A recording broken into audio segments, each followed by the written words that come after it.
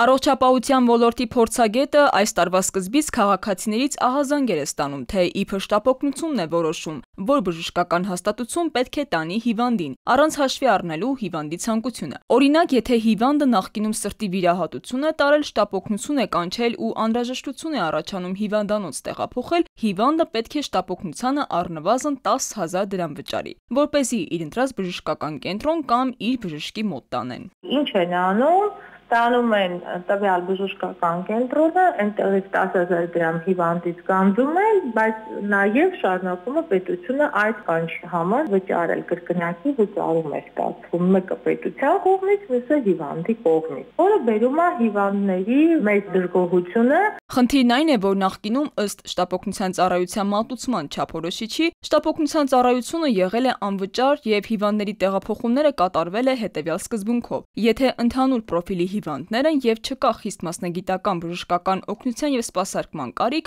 ապա շտապօգնությունը հիվանդին տանում էր մոտակա հիվանդանոց։ Իսկ եթե հիվանդի մոտ կար խիստ մասնագիտական բժշկական օգնության կարիք, օրինակ սրտաբանական բուժօգնություն տրամադրելու անհրաժեշտություն, տանում էին համապատասխան կլինիկաներ, հաշվի առնելով այնտեղ մահճակալների ծանրաբեռնվածությունը։ Այժմ պատկերը այլ է, ինչը քաղաքացիների ֆինանսական բեռը ավելացրել է։ Բազմապրոֆիլ բժշկական հաստատության մոտ դեպք ունենք, որ գնում ենք պացիենտը ասում է, ես այդ հիվանդանոց չեմ ուզում, ինձ տարեք իմ նախընտրած, ասենք 10 կիլոմետր հեռավորության վրա։ Ստացվում է, որ մենք տաքսի ենք։ Մեր հիմնական դերակատարումը առաջին բուժօգնություն ցույց տանք ու հնարավորինս շուտ մարդուն հասցնենք բազմապրոֆիլ բժշկական կենտրոն։ Այլ ոչ թե գնանք, սպասենք, տեսնենք մարդը ինչ է ուզում